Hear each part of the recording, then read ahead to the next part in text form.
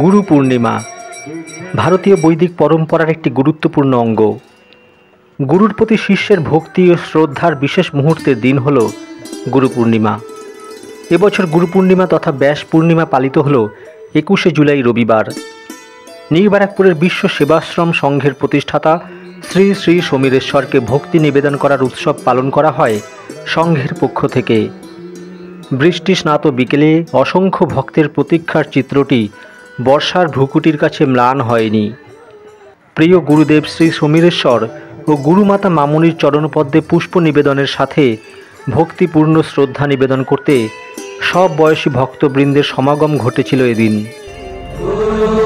ব্রহ্মা গুরুর্বিষ্ণু গুরুর্দেবো মহেশ্বরঃ গুরু সাক্ষাৎ পরম ব্রহ্ম তস্मै শ্রী গুরবে নমঃ। ব্রহ্মা গুরুর্বিষ্ণু গুরুর্দেবো মহেশ্বরঃ গুরু সাক্ষাৎ পরম ব্রহ্ম তস্मै শ্রী গুরবে নমঃ। গুরু পূর্ণিমা আসলে কি? আষাঢ় মাসের পূর্ণিমায় শিষ্যদের ভগবত পুরাণের জ্ঞান দিয়েছিলেন মহর্ষি বেদব্যাস। হিন্দু ধর্মাবলম্বীদের বিশ্বাস, এই তিথিতেই মুনি পরাশর ও সত্যবতীর ঘরে জন্মগ্রহণ করেছিলেন মহর্ষি বেদব্যাস, যিনি একাধারে ছিলেন মুনির শ্রেষ্ঠ এবং মহাভারতের রচয়িতা। এমনকি বেদকে 4 ভাগে বিভক্ত করেছিলেন তিনি, তাই তিনি বেদব্যাস। ঐতিহাসিক ও সাংস্কৃতিক তাৎপর্যের ভার বহনকারী গুরু পূর্ণিমা দিনটি একাধারে হিন্দু ছাড়াও বৌদ্ধ জৈন ধর্মাবলম্বীদের কাছেও মাহাত্ম্যপূর্ণ। বিশ্বাস করা হয় দেবাদিদেব মহাদেব এই দিনে সপ্ত ঋষিকে যোগের জ্ঞান প্রদান করেছিলেন। ভগবান বুদ্ধ তাঁর জ্ঞানলাভের পর সারনাথে তাঁর প্রথম ধর্মোপদেশ দেন। 24তম তীর্থঙ্কর ভগবান মহাবীরও এই তিথিতেই ইন্দ্রভূতি গৌতমকে তার প্রথম শিষ্য করেছিলেন।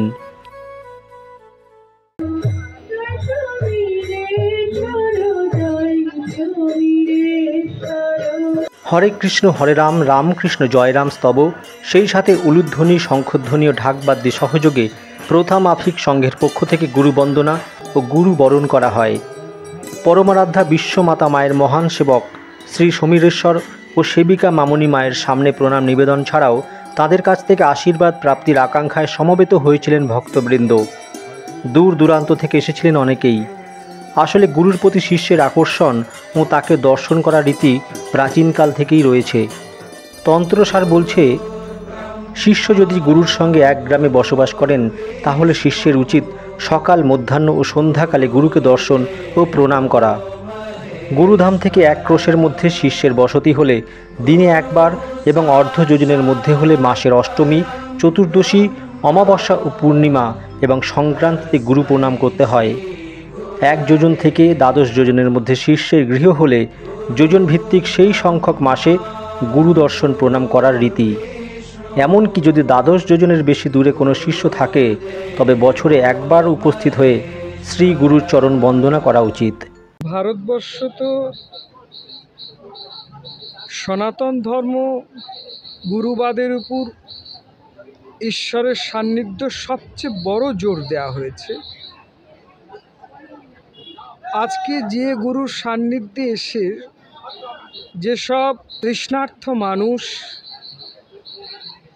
সেই ইষ্টের সান্নিধ্যে লাভ করতে পারছে, সে যে গুরুই হোক, এটাই গুরুর সার্থকতা, আর এখানেই শিষ্যের সার্থকতা।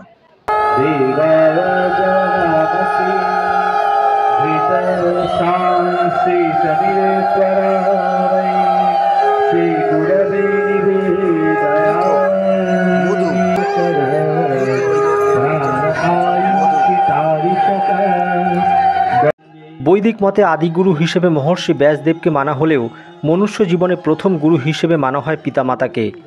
সামাজিক প্রেক্ষাপটে সন্তানদের কাছে অবহেলিত পিতামাতারা যখন বৃদ্ধাশ্রমে স্থান পান, সেটিও শ্রী সমীরেশ্বরকে বিচলিত করে।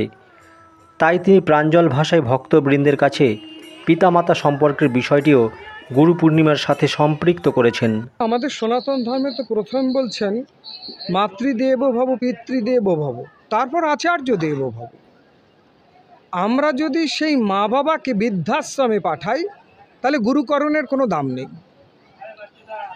আমরা যতই পরমার্থী লাভ করি না কেন, যে একটা সময় সাধকও বলেছেন মায়ার পরে ভুলিয়ে তোমারে, মায়ের মায়ার পরে ভুলিয়ে তোমার গর্ভযন্ত্রণা আমারে ঘুচাও।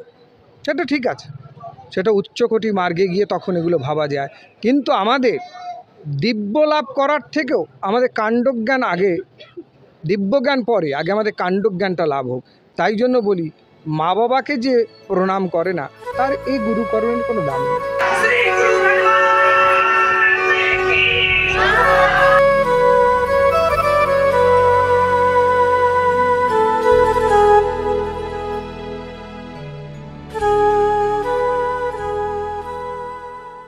গুরুরও চাহিদা থাকেন আমি একজনকে শিক্ষিত করব।